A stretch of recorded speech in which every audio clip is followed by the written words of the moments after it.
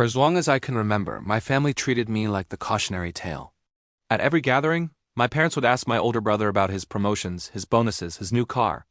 Then they'd turn to me with forced smiles and ask, "So, still working on your little projects?" My cousins would snicker. My aunts exchanged those looks. Someone always cracked the same joke: our creative genius is still unemployed. But I wasn't unemployed. I just wasn't visible. After college, I refused the safe corporate route and started building a software product right from my bedroom. No flashy office, no LinkedIn announcements. Just long nights, instant noodles, and lines of code that failed way more often than they worked. For years, nothing seemed to change on the outside. I drove an old car, I lived simply. And I never corrected anyone when they assumed I was struggling. It was just easier to let them think I was. The mocking became a sort of family tradition. At birthdays, my brother would clap me on the back and say, "Hey, if you ever need a real job, I'll put in a referral for you." Everyone would laugh. I laughed too because explaining myself felt pointless. Success that needs defending isn't really success, it's just noise. The night everything changed was my brother's engagement dinner. It was at an upscale restaurant, the kind my family saved for special announcements.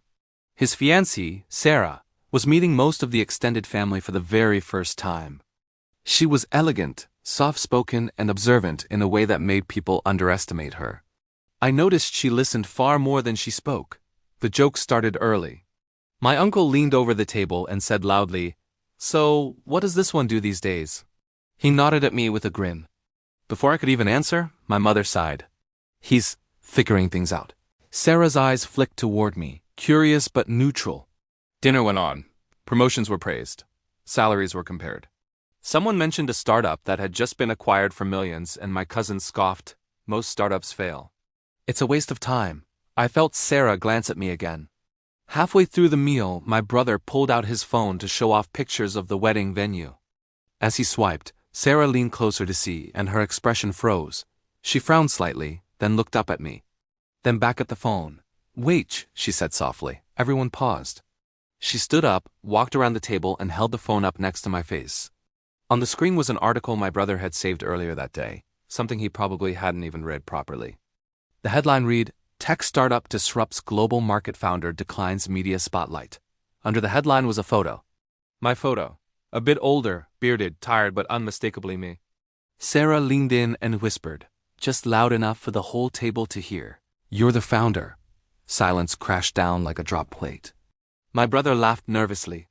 "Founder of what?" Sarah turned the phone toward everyone. "This company, the one you all were just talking about." I recognized him from a conference keynote last year. Every single face at that table shifted from confusion to disbelief, then to embarrassment. My mother's mouth opened, then closed. My uncle stared as if I'd just pulled off a magic trick. My cousin grabbed the phone, scrolling frantically, his smirk completely gone. "That valuation can't be right," he muttered. I finally spoke, calm, steady. "It is." My brother looked at me, completely stunned. "Why didn't you ever say anything?" I shrugged. "You never asked. You just joked."